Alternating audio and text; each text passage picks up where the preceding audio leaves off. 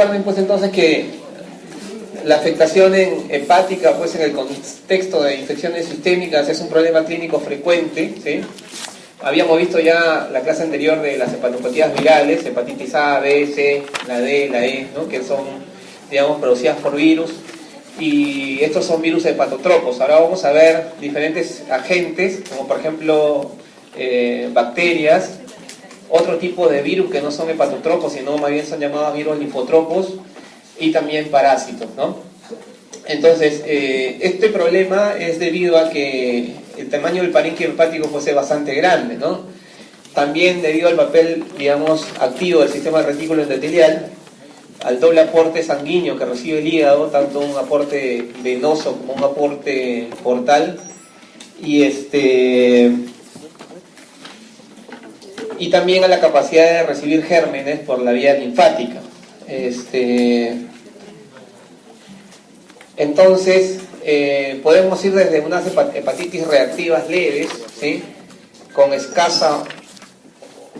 Un segundito.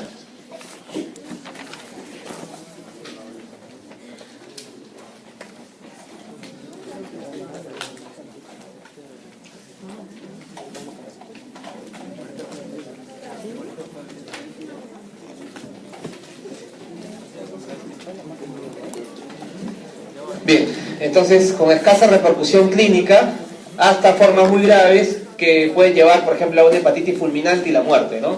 Entonces uno esperaría que solamente las hepatitis fulminantes se hagan en relación a la hepatitis A, a la hepatitis B o a la hepatitis C en formas agudas, pero miren ustedes que también las bacterias y parásitos pueden dar hepatitis fulminante, ¿no? Y esto va a depender obviamente de la magnitud de la infección sistémica, del grado de virulencia, y obviamente del hepatotropismo del patógeno, o sea, qué tan ácido para el hígado es el patógeno.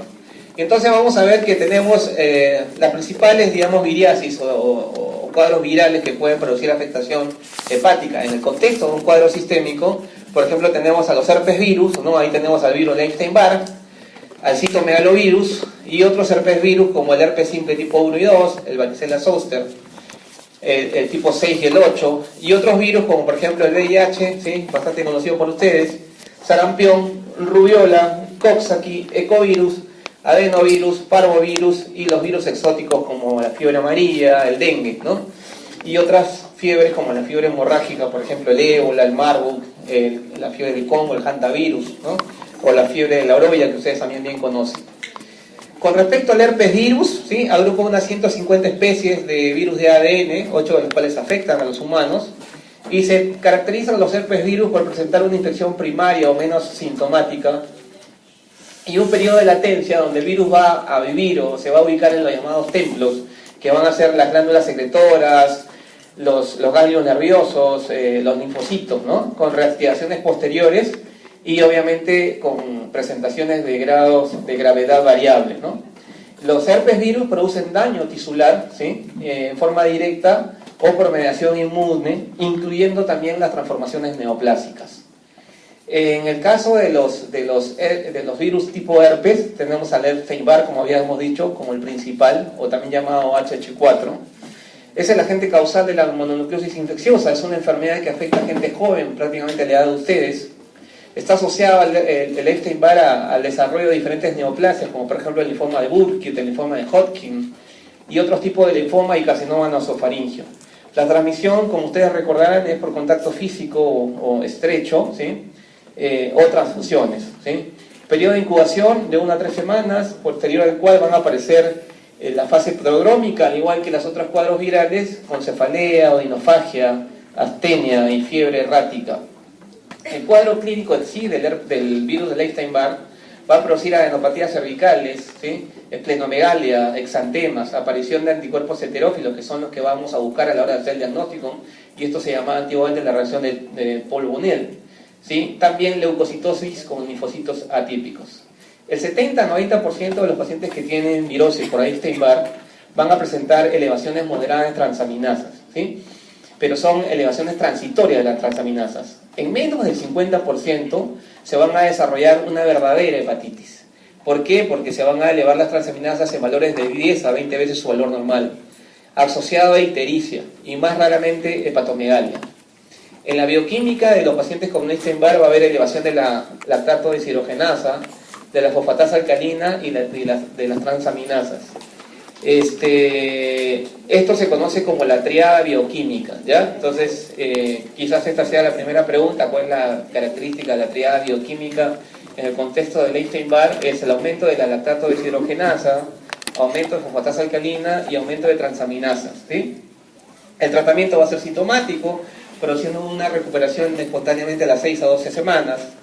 Se describen también hepatitis de evolución graves en pacientes inmunocomprometidos con ciertas enfermedades linfoproliferativas, ¿no? Por ejemplo, enfermedad de Duncan ligadas al cromosoma X y linfomas post-trasplante hepático ortotópico. El Epstein-Barr también puede actuar como un desencadenante de las hepatitis autoinmunes.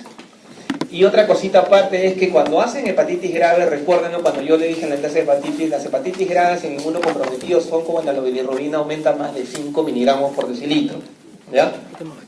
Muy bien, el otro gran virus es el citomegalovirus. Es una enfermedad congénita que suele ser grave, con afectación multiorgánica y mortalidad. Existe una infección perinatal asintomática, aunque puede producir hepatitis granulomatosa persistente y también hipertensión portal. En el adolescente y el adulto joven produce mononucleosis infecciosa, ¿sí? Al igual que el anterior. El cuadro de mononucleosis infecciosa es tanto para el citomegalovirus como para el Epstein-Barr. Afectación hepática más leve que en el caso del Epstein-Barr, con moderaciones, digamos, moderadas de las transaminasas, a diferencia del Epstein-Barr, que cuando produce verdadera hepatitis tiene transaminasas más de 10 veces su valor normal. Y en este caso la ictericia es rara. Entonces la diferencia entre el citomegalovirus del Epstein-Barr es que el Epstein-Barr va a producir más ictericia. Es un cuadro bien característico de ictericia, a diferencia del citomegalovirus, que la ictericia prácticamente no existe.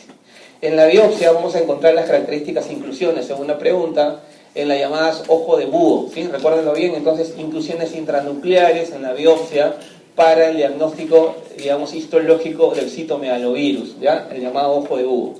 En cuanto al tema de profilaxis universal en receptores de trasplante, se puede utilizar el ganciclovir, ¿sí? Justamente en pacientes que van a ser trasplantados, porque recuerden ustedes que el citomegalovirus es una de las infecciones más frecuentes en pacientes post-trasplantados. El tratamiento de la enfermedad por citomegalovirus, de la enfermedad establecida, se realiza con ganciclovir endovenoso o foscarnet en caso de resistencias entre 2 a 4 semanas. Después tenemos a los virus del herpes simple tipo 1 y tipo 2. Recuerden los herpes virus humanos ubicuos que pueden afectar todos los tejidos del organismo.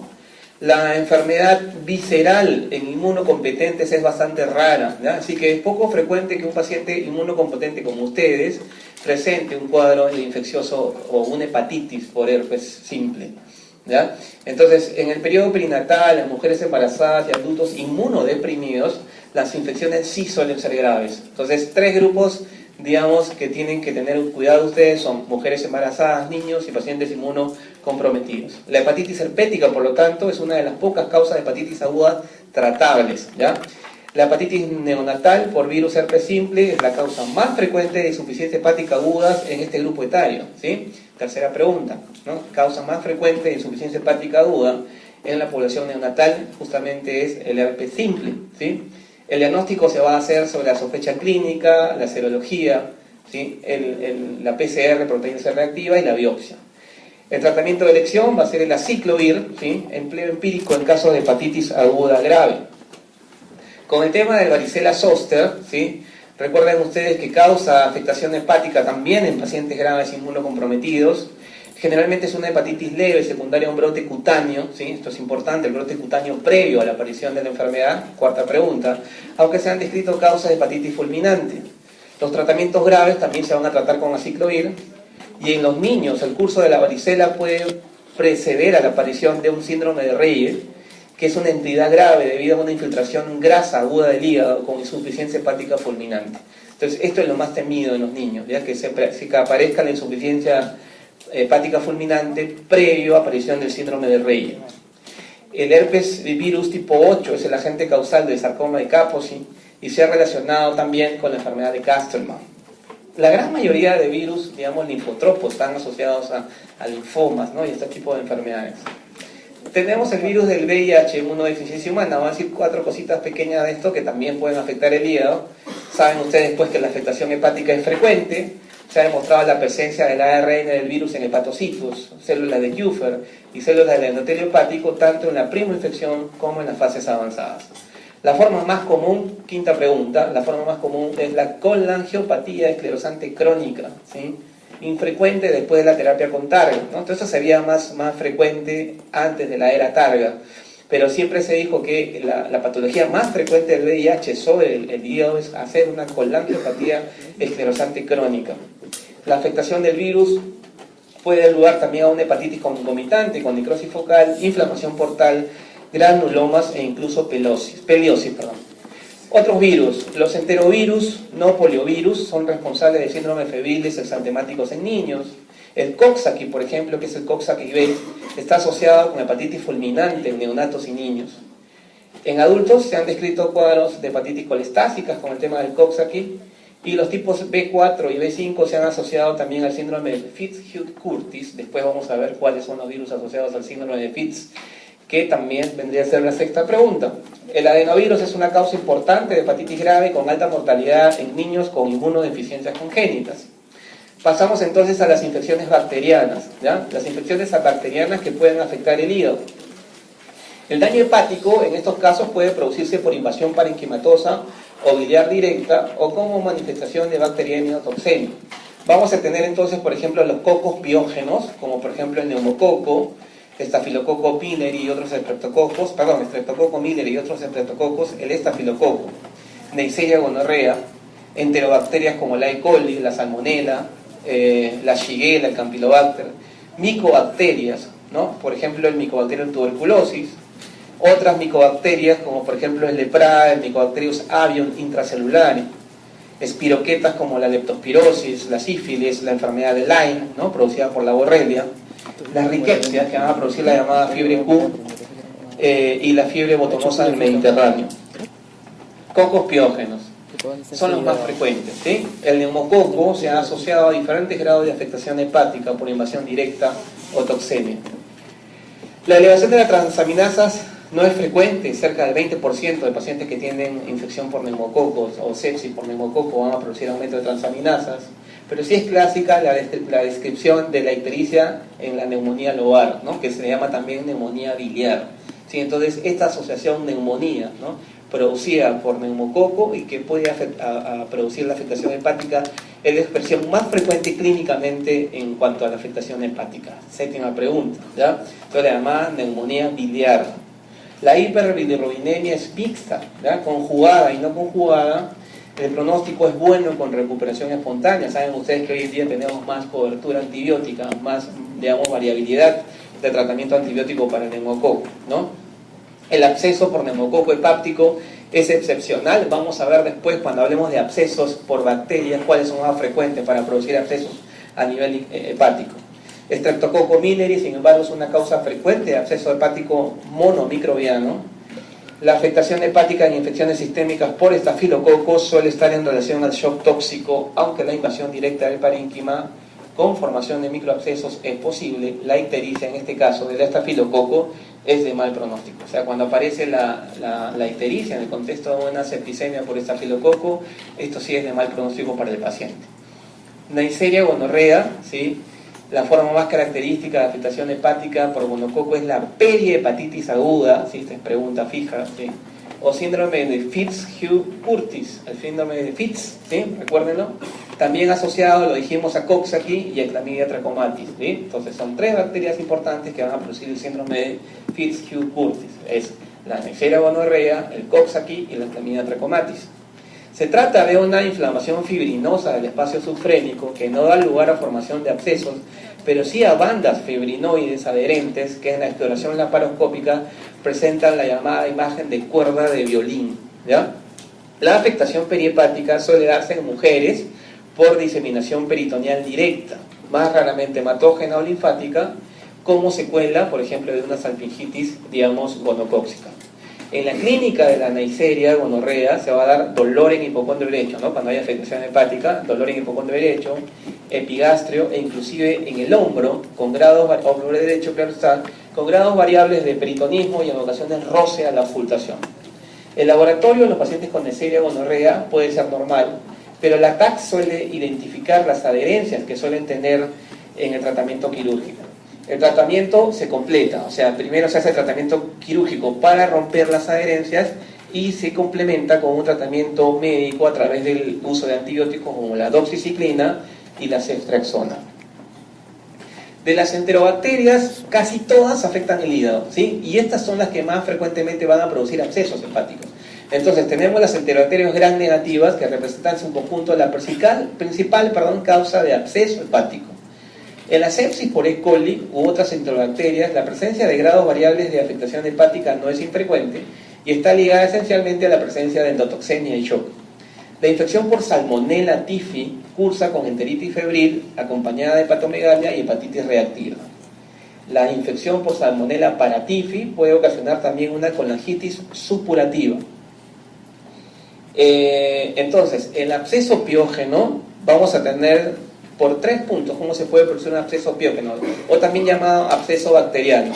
Por una obstrucción biliar benigna, por ejemplo una coleocolitiasis, o maligna, que es menos común, que va a producir obviamente una colangitis. Entonces, una obstrucción biliar benigna, por ejemplo una estenosis benigna del coleo con posterior a una pancreatitis crónica, o en todo caso porque hay una obstrucción por una litiasis, una coleocolitiasis que permanece en el tiempo. Y esto obviamente secundariamente va a producir una colangitis. La otra forma de que pueda llegar la bacteria al hígado es a través de la vía de la arteria hepática, ¿no? Quizás por un cuadro previo de osteomielitis o endocarditis, y la otra por extensión directa a órganos vecinos, ¿no? Por ejemplo, una neumonía o un absceso subfrénico que puede por contigüidad también afectar la parte hepática. Entonces, cuando hablamos de absceso hepático piógeno, novena pregunta, podemos tener abscesos únicos o abscesos múltiples. Si yo digo que es absceso único, lo más probable es que esto haya venido de la vena porta. Y si yo digo que son abscesos múltiples, lo más probable es que haya venido por la vía biliar. Entonces, la mitad de los casos se deben a infecciones por anaerobios o mixtos, como por ejemplo E. coli, Klebsiella, estafilococo, estreptococo, anaerobio y clostridio. El cuadro clínico de los abscesos hepáticos, ya saben ustedes, va a ser fiebre, malestar general, dolor en cuadrante superior derecho, baja de peso, hepatomegalia dolorosa e ictericia. En cuanto al laboratorio de los abscesos hepáticos, vamos a tener obviamente leucocitosis, anemia, aumento de la fosfatasa alcalina, también de la gamma-glutamina transcriptasa y de la bilirrubina total en el 25% de los casos. Los cultivos en el caso de los abscesos siempre son, digamos, positivos, pero en un porcentaje bastante pequeño, solamente el 25%. En el caso de la radiografía de tórax nos ayuda por el hecho de que puede haber una elevación en el hemidiafragma derecho, ¿sí? Y también encontrar niveles hidroaéreos dentro del hígado. Acá estamos viendo una ecografía donde vamos a ver el área oval, que es menos ecogénica, ¿sí? Que el parénquima circundante, ¿no? O sea, generalmente los abscesos se ven bastante bien por ecografía. Los pacientes generalmente con la ecografía, digamos, es suficiente antes de pedir la tomografía. Y acá estamos viendo una tomografía donde vemos abscesos múltiples, ¿sí? Lesiones de menor densidad que el parénquima circundante. Miren ustedes que esto está con contraste. Tenemos ahí la arteria aorta que está con contraste blanca y estos abscesos que se ven negros, ¿no? Son imágenes hipodensas. Complicaciones puede ser la ruptura o extensión del absceso dentro de estructuras adyacentes, como por ejemplo pleuroparenquimal o subfrénico. En cuanto al tratamiento de los abscesos, uno es la aspiración del absceso bajo guía ecográfica o tomografía. Igual el paciente va a tener que tener tratamiento antibiótico por 10 a 14 días en forma endovenosa, seguido por vía oral por 6 semanas. Puede haber también drenaje percutáneo o drenaje quirúrgico. Esas son las opciones. Vamos a ver una comparación de los abscesos hepáticos y de los abscesos amebianos, ¿sí? Que son los más frecuentes. Por ejemplo, en cuanto a la edad, el absceso amebiano es más frecuente en menores de 40 años, el piógeno en los mayores de 50 años. En el género masculino, una relación de 9 a 10 sobre 1, y en el caso de los piógenos es igual tanto para hombres como para mujeres. En la raza, va del 90% de origen hispánico para los abscesos amebianos y no hay predisposición para los piógenos. Dolor en cuadrante superior en los dos lados es igual, con que menos frecuencia para el piógeno. La fiebre va a estar en el 95 a 100%, tanto en el amebiano como en el piógeno. Escalofríos van a ser más frecuentes en el absceso piógeno o bacteriano, serología para estamoebiosis lítica, obviamente en el amebiano, porque es el que lo produce, pero ojo que pueden haber falsos positivos también en el absceso bacteriano piógeno, hay que tener en consideración eso. Número de los abscesos, generalmente son solitarios los amebianos, 80% de los casos, y 50% de los casos agudos, y van a ser múltiples, ¿sí? Abscesos múltiples en el caso de los piógenos o bacterianos. La ubicación de los abscesos generalmente es en el lóbulo derecho para el amebiano y bueno, también en el piógeno, pero la diferencia es que uno es único y el otro es múltiple. Bueno, antecedentes de viaje recientes para el amebiano, si hay antecedentes de diabetes es más probable para, obviamente, para el absceso piógeno, la ingesta de alcohol para ambos, ya lo dijimos con el tema del prurito, la ictericia, las bilirrubinas, las transaminasas, es frecuente para el absceso piógeno, fosfatasa alcalina frecuente para ambos, hemocultivo positivo en el 20% de los casos para el piógeno, y la mortalidad es mucho más alta obviamente para el piógeno, porque obviamente está relacionado con morbilidades previas y además porque la edad de presentación generalmente van a ser para mayores de 50 años, que generalmente a esa edad los pacientes ya tienen más de una comorbilidad. Muy bien, pasamos a las micobacterias, ¿sí? Dentro de las micobacterias, recuerden ustedes que generalmente la presentación clave, esta es otra pregunta de las micobacterias, es la hepatitis de tipo granulomatosa, ¿sí? En cuanto a la tuberculosis, generalmente es poco probable que un paciente haga una hepatitis granulomatosa aislada por tuberculosis. Generalmente se encuentra en el contexto de una presentación diseminada o miliar, ¿ya? Esto grábenselo bien entonces, porque esto puede ser una pregunta como caso clínico. Siempre es en el contexto de una de una tuberculosis miliar diseminada. Nunca, casi nunca, por decirlo así, se presenta como una hepatitis granulomatosa aislada. Si es una hepatitis granulomatosa aislada, yo debería de pensar en otras etiologías, ¿ya? Muy bien, entonces, en el caso de la alteración hepática, la biopsia hepática percutánea tiene alta sensibilidad. El inicio del tratamiento antituberculoso no debe retrasarse, ya de plantearse incluso en la espera del diagnóstico si la sospecha es alta y la gravedad lo justifica. Y en caso de curación, puede aparecer secuelarmente en el hígado la llamada tuberculosis pseudocirrótica. ¿Por qué? Porque el granuloma cura, ¿no? El granuloma cura, pero al curar produce bandas fibróticas, que cuando uno hace la biopsia puede, digamos, confundirlo como una cirrosis hepática. Pero recuerden ustedes que para hablar de cirrosis tenemos que tener otros hallazgos más, que son los nódulos de regeneración y una desorganización arquitectural vascular. Esas cosas no las encuentro yo cuando veo una curación de un granuloma por TBC, ¿sí?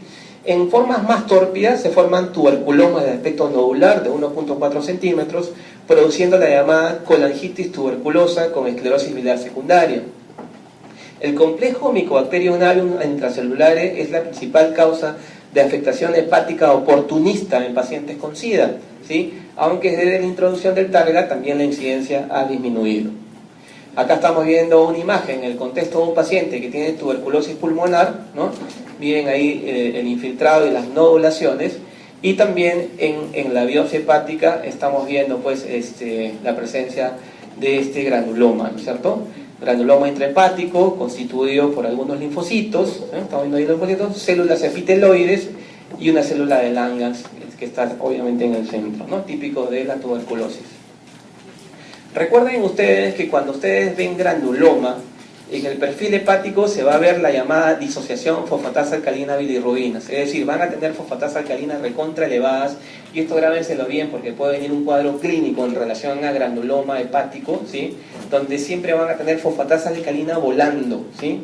Fosfatasa alcalina volando con transaminasas y bilirrubinas prácticamente normales. Ustedes a eso le llaman disociación fosfatasa alcalina bilirrubina, típico de un granuloma, laboratorialmente, ¿no? Muy bien. Vamos a tener también otro tipo de gérmenes como son las espiroquetas, otras bacterias. Entre ellas está la leptospirosis, ¿sí? La leptospirosis es una zoonosis causada por espiroquetas del género Leptospira. El reservorio más importante, recuerden ustedes, van a ser los roedores, ¿no? Que la van a eliminar a través de la orina. El periodo, digamos, de incubación de la leptospirosis es de 7 a 14 días. Van a presentar un curso bifásico. El primero está, digamos, constituido como un flu-like, o sea, un cuadro gripal con fiebre alta, cefalea, mialgias, su función conjuntival. Y en una segunda parte va a venir la parte más severa, que va a ser la fase meningia de una meningitis aséptica, iridioclinitis. El 90% presenta en forma benigna, anictérica, un pequeño porcentaje, presenta esta forma grave que se va a denominar el síndrome de Weil, ¿ya? ¿Qué es el síndrome de Weil? Otra pregunta, es ictericia intensa, daño renal, diátesis hemorrágica y hepatomegalia, ¿ya? Repito, entonces el síndrome de Weil está en relación a la leptospirosis, que está constituido por ictericia intensa, daño renal, diátesis hemorrágica y hepatomegalia, en el contexto de la leptospirosis. En el laboratorio de un paciente con leptospirosis puede haber un aumento importante de bilirrubinas, de fosfatasa alcalina, de CPK, una hipertransaminemia, que generalmente no supera las 200 unidades internacionales. Aunque el diagnóstico es serológico, puede encontrarse también leptospiras en la sangre y en el líquido cefalorraquídeo, o sea que también son fuentes para ubicar, digamos, y hacer el diagnóstico. La mortalidad es alta con la leptospirosis, 5 al 15% de los pacientes. Y el tratamiento de las formas leves va a estar dado por la doxiciclina oral, y para las formas graves vamos a tener que darle al paciente penicilina endovenosa. Riquecias. La riquepsia, la más relevante es la Coxiella burnetii, que es el agente causal de la fiebre Q, ¿sí? Se presenta como un síndrome gripal con neumonitis, hepatitis o la formación de ambas. Va a presentar, como su nombre le dice, fiebre Q, que quiere decir que son fiebres prolongadas con alteración de las transaminasas. Esto es frecuente, pero también en este caso la ictericia va a ser rara. En la biopsia hepática de la fiebre Q vamos a encontrar hepatitis con granulomas también, por eso yo le decía, digamos, otras causas de granulomatosis. Miren ustedes, hay varias causas de granulomatosis, de acuerdo a lo que estamos viendo, que se van a diferenciar en el caso de la tuberculosis. Siempre en la tuberculosis tiene que haber un contexto de TBC miliar, recuérdenlo bien, ¿ya? Entonces, biopsia hepática en la riquezas, hepatitis con granulomas rodeado del anillo fibroide, centrados en una vacuola grasa. A esto se le llama un lipogranuloma, ¿ya? El diagnóstico se hace por PCR y el tratamiento de elección es la doxiciclina. Miren que generalmente para la mayoría de espiroquetas y bacterias la doxiciclina es el antibiótico de elección, ¿no? Es bastante fácil. Acá estamos viendo, digamos, las imágenes ecográficas de una fiebre Q. ¿Por qué? Porque esta es una causa importante, y esta es otra pregunta, de una colecistitis alitiásica, ¿ya? Entonces, cuando ustedes tengan colecistitis alitiásica con alteración, sin ictericia, con alteración del perfil hepático, porque recuerden lo que no produce ictericia, piensen que no va a ser un cuadro de fiebre Q, sobre todo asociado a fiebres persistentes, ¿sí? Fiebres persistentes y prolongadas, asociado a colecistitis alitiásica, ¿ya? Y formación obviamente en la biopsia de granulomas. Bueno, ya para terminar con las bacterias, otras por ejemplo son la Chlamydia citasi. Esto no lo voy a tomar, esto es solamente para las generalidades. Se ha asociado con una presentación clínica también parecida a la fiebre Q. La Chlamydia trachomatis se ha descrito también como el síndrome de Fitzhugh, al igual que el Neisseria. Listeria, tularemia, enfermedad de Whipple se han descrito como causas también de hepatitis granulomatosa. Y en la brucelosis es frecuente la hepatoesplenomegalia, aunque raramente se encuentra una hepatitis clínicamente significativa. La Bartonella Henselae es el agente causal de la enfermedad del arañazo del gato, y en pacientes inmunocomprometidos la Bartonella puede causar también hepatitis granulomatosa. Entonces miren ustedes que puede venir el contexto de una pregunta con todas las causas de hepatitis granulomatosa, durante el cual obviamente la más frecuente es la producida de hepatitis granulomatosa por TBC, ¿sí? En el contexto de un cuadro de TBC miliar. Muy bien, dejamos las bacterias y vamos a ir a ver la parte parasitaria. En parásitos solamente vamos a ver dos, ¿ya? Porque después los otros parásitos los van a ver con el doctor Parra. Muy bien.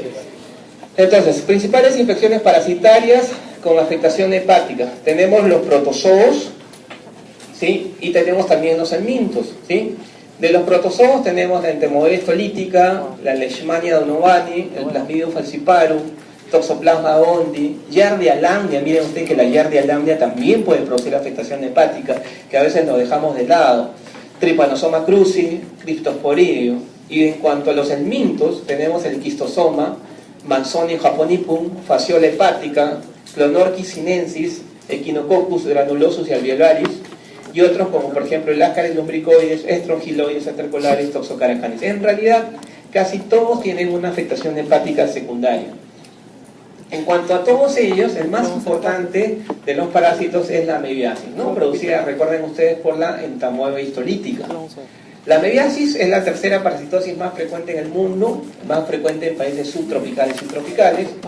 La transmisión es por vía fecal-oral por la ingesta de la forma quística del parásito. En el intestino, la forma hasta minuta produce un síndrome diarreico leve o moderado, parasitando al portador sano. Pero esta forma minuta quística del parásito puede invadir la pared intestinal y diseminar a otros órganos. La forma disentérica es frecuente encontrar una hepatitis reactiva inespecífica. La ameba va a ser capaz de afectar directamente al hígado y provocar una necrosis citolítica focal que da lugar al absceso amebiano. Ya habíamos visto el cuadro de cómo diferenciamos el absceso amebiano con el absceso piógeno, la cual va a presentar de una forma brusca con hepatomegalia dolorosa y febril. Laboratorio, vamos a encontrar leucocitosis, elevación de fosfatasa alcalina y radioictericia. Y en la ecografía, obviamente, va a permitir identificar la lesión, que pueden ser múltiples en el 30% o 50% de los pacientes, y guiar la función y aspiración del mismo. El diagnóstico es serológico, tratamiento de elección metronidazol endovenoso, y el pronóstico es bueno para este tipo de enfermedades. Acá estamos viendo la imagen de un absceso. Bueno, entonces, en el texto decía que pueden ser múltiples. Acabamos de decir hace un rato que, a diferencia de los piógenos, esto es más frecuente que sean únicos, y los piógenos generalmente siempre son múltiples. Ya está la tomografía, estamos viendo una imagen hipodensa, irregular. Acá estamos viendo el trozofodito y el quiste, las formas digamos viables del parásito. Acá estamos viendo el ciclo biológico del parásito, durante el cual estamos viendo los quistes maduros que producen una eclosión y van a producir los trofozoitos. Estos trofozoitos se van a convertir en quistes, o van a ser también estos quistes ingeridos por el ser humano, ¿sí? Y obviamente algunos se van a quedar en el intestino produciendo una diarrea crónica, y otros van a invadir la pared produciendo ya afectación de otros órganos. El absceso amebiano, por lo tanto, puede ser de ubicación en el lóbulo derecho si es único, o en el izquierdo en el 35% de los casos si son múltiples. El cuadro clínico del absceso amebiano: fiebre, hepatomegalia dolorosa, aumenta con el movimiento de la inspiración, tos productiva en el 30% de los casos, hiporexia, náuseas, baja de peso y extensión a órganos vecinos como el corazón y el pulmón. En laboratorio vamos a encontrar leucocitosis en el 90% de los casos, fosfatasa alcalina elevada en el 50% de los casos. Las heces no tienen valor diagnóstico, y sí podemos pedir el anticuerpo antiameba, que va a ser útil en zonas de baja prevalencia o casos graves, ¿no? En este caso, el método es por hemaglutinación indirecta y ELISA. Estamos viendo acá en una imagen tomográfica sagital, donde estamos viendo la elevación del hemidiafragma derecho, ¿no? Y por el otro lado, el absceso hepático amebiano único, ¿no? También imagen tomográfica. Entonces, en el algoritmo tenemos un paciente con sospecha clínica de absceso hepático, es decir, tiene fiebre, tiene ictericia, tiene hepatomegalia dolorosa, ¿sí? Tiene baja de peso. Le voy a pedir el examen de laboratorio, ¿no? Donde vamos a tener un cuadro, pues, de hemograma alterado, con leucocitosis, una BCG que también va a estar elevada, función hepática alterada. En las imágenes le pediré, pues, una radiografía de tórax, donde voy a ver la elevación del hemidiafragma derecho, la ecografía hepática, que es buena para ver abscesos, ¿sí? Y bueno, y que ya le hemos dicho, pues generalmente si pueden ser únicos o pueden ser, digamos, múltiples, para poderlo diferenciar del absceso piógeno. En el caso del absceso piógeno, recuerden lo que son abscesos múltiples generalmente. Las pruebas inmunológicas incluyen el ELISA y la hemaglutinación indirecta o inmunodifusión. Si esto es positivo, estamos haciendo el diagnóstico de absceso hepático amebiano, y obviamente le voy a dar el tratamiento con metronidación. Y si es negativo, el absceso hepático no amebiano, ¿sí? Probablemente pueda yo pensar en hacer una punción percutánea para hacer el diagnóstico y la terapéutica del caso. En cuanto al absceso amebiano, el tratamiento es farmacológico, puede ser por drenaje o quirúrgico. El farmacológico se hace con metronidazol, 750 miligramos cada 8 horas, por 10 a 14 días. Una opción es la dihidroxiquinoleína. El drenaje puede ser percutáneo guiado, cuando hay, por ejemplo, acá podemos tener, digamos, un problema que es la ruptura inminente, la respuesta lenta al tratamiento y la posible asociación con absceso piógeno. Y el quirúrgico, en el caso de los abscesos rotos o comunicados con órganos vecinos.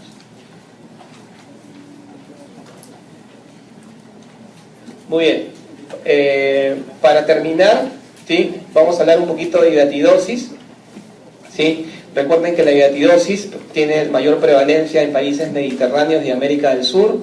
50-60% de hidatidosis humana obviamente se presenta en el hígado, puede afectar otros órganos, ustedes lo saben bien, ¿no? Como riñón, pulmón, etcétera, pero el 50% es en el hígado. La localización frecuente de la hidatidosis generalmente es en el lóbulo hepático derecho, en el segmento 7 y en el segmento 8, ¿ya? Es una forma también de buscarlos. El ciclo biológico, recuerden ustedes que el huésped definitivo es el can, el perro, y el intermediario es el ganado, ¿no? La oveja. El hombre es un huésped accidental que, digamos, va a ingerir, digamos, los huevos, digamos, del parásito a través de las heces o, en todo caso, verduras o vísceras contaminadas o mal cocidas. La velocidad de crecimiento de la hidatidosis es variable. Hay un inicio expansivo del quiste de hidatidosis en el parénquima, siempre alejado de la superficie, pero los más peligrosos son cuando sobrepasan la cápsula del hígado, ¿sí? Y pueden también abrirse y complicarse abriéndose a conductos biliares, ¿no? Conductos biliares pequeños o en la vía biliar principal produciendo obstrucciones, esto en el 5 a 20% de los casos.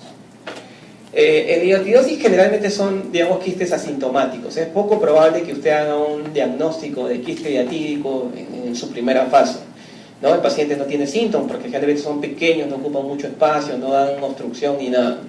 Pero va a depender la clínica del tamaño y de la localización del quiste.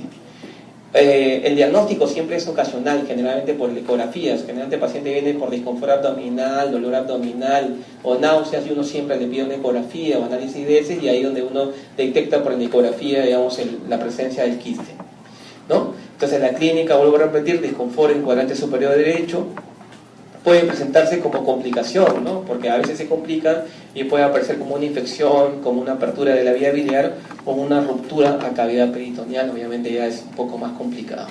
La detección son a través de los anticuerpos específicos para hidatidosis. El test de látex tiene una sensibilidad de 24 al 60%, la hemoglutinación y el test de ELISA, que tiene alta sensibilidad y baja especificidad, el test de doble difusión y la contrainmunoelectroforesis, que es también llamada el ARCO 5, que esta tiene alta especificidad. En cuanto a las imágenes, manejamos la clasificación de Garvey, si esta es la penúltima pregunta, clasificación de Garvey, que se va a diferenciar en 5 tipos. Tipo 1, cuando es unilocular de 1 a 20 centímetros. Tipo 2, que es la forma más frecuente del quiste hidatídico, pierde su forma esférica y presenta una membrana fluctuante, patognomónico de hidatidosis. El tipo 3, aparecen septos en el interior del quiste, dando la apariencia de múltiples quistes que corresponden a las vesículas hijas. Tipo 4, conformación irregular con ecoestructura heterogénea, perdiendo la forma del quiste, que puede ser hiperecogénico o mixto, planteando el diagnóstico diferencial de abscesos o tumores. Y el tipo 5, digamos que es cuando hay una pared gruesa, hiperecogénica, con sombra posterior. Esto quiere decir, por lo tanto, que el quiste se ha calcificado, ¿no? Eso se identificaron rápidamente por una radiografía de abdomen simple. Entonces, recuérdenlo, el tipo 2 es el patognomónico de hidatidosis, ¿ya? ¿Por qué? Porque tiene una membrana fluctuante y además es el tipo más frecuente en cuanto a la clasificación de Garvey para quiste hidatídico. Muy bien, el diagnóstico, además de la ecografía, se puede hacer también por CEPRE, que es la colangiopancreato retrógrada endoscópica.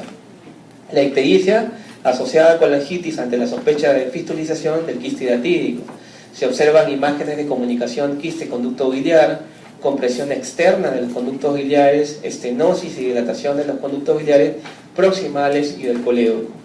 La tomografía y la resonancia también van a ayudar en el caso de que tengamos, digamos, estos hallazgos ecográficos, sobre todo cuando hay duda diagnóstica y cuando hay complicaciones. Si no, tranquilamente, si no hay complicaciones, yo puedo seguir con mi ecografía, porque la ecografía, repito, para estas imágenes quísticas y abscesos, tiene una alta sensibilidad.